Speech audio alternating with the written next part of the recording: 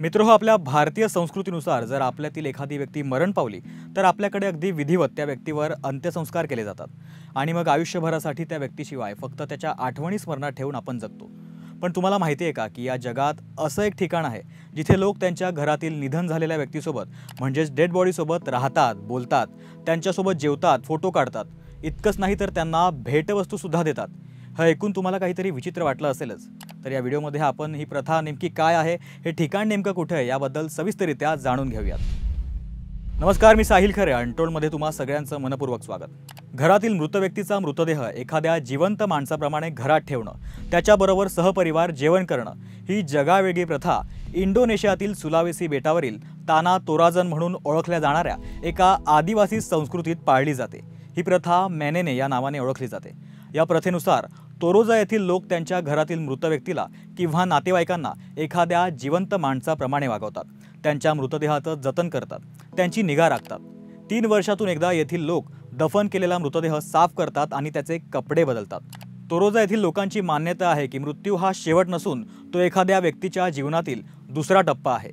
त्यामुळे जर एखादी व्यक्ती मरण पावली तर ती मृत नसून आजारी आहे असं येथील लोक समजतात आणि मृतदेहाची काळजी घेतात, जेणेकरून त्या व्यक्तीचे आशीर्वाद संपूर्ण कुटुंबाला मिळतील। इथले लोक मरण पावलेल्या व्यक्तीचा मृतदेह काही महिने किंवा काही वर्षांसाठी घरी ठेवतात, तर काही लोक फक्त 1 दिवस मृत व्यक्ती सोबत घालवतात। याउलट काही कुटुंबीय त्यांच्या पूर्वजांच्या आत्म्याला शांती मिळावी आणि त्यांचे आशीर्वाद मिळावे यासाठी म्हशीचा किंवा डुकराचा बळी देखील देतात।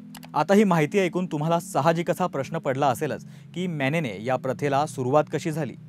तर मेनेने या प्रथेमागे तोरोजा येथील आदिवासी संस्कृतीत एक कथा प्रचलित आहे। ती म्हणजे शेकडो वर्षांपूर्वी या भागात पोंग रुमासेक नावाचा एक शिकारी होता। एके दिवशी पोंग रुमासेक बल्ला पर्वताच्या आसपास प्राण्यांची शिकार करत होता। त्यावेळी त्याला जंगलाच्या मधोमध एक अत्यंत वाईट अवस्थेत एक मृतदेह सापडला।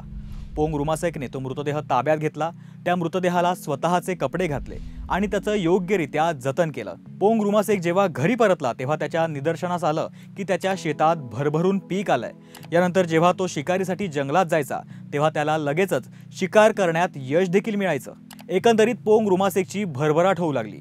परिणामी एके दिवशी पोंग रुमासेकने ज्या मृतदेहाचं जतन केलं होतं त्या व्यक्तीचा आत्मा त्याला भेटला आणि पोंग रुमासेकला आशीर्वाद दिले। तेव्हापासून मृत व्यक्तीच्या शरीराची निगा राखणं आणि त्याचं जतन करणं हे पवित्र असतं अशी पोंग रुमासेकची आणि त्या भागातील सर्व रहिवाशांची धारणा झाली।